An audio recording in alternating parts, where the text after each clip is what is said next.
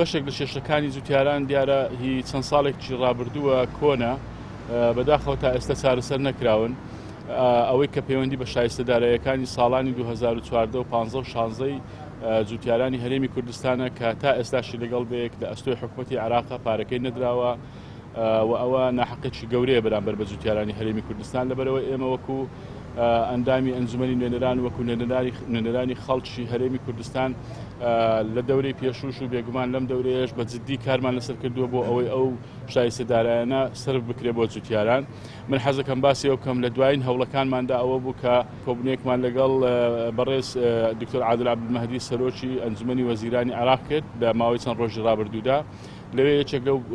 پرسانەی کە باسمان کرد لەگەڵ بەڕێزی مەسەلەی ئەو شایستەدارایانی ساڵانی 2014 و 15 و 16 هەرێمی کوردستان بوو. ئیتر ئێمە کە باسمان کرد ئەو داوای کرد کە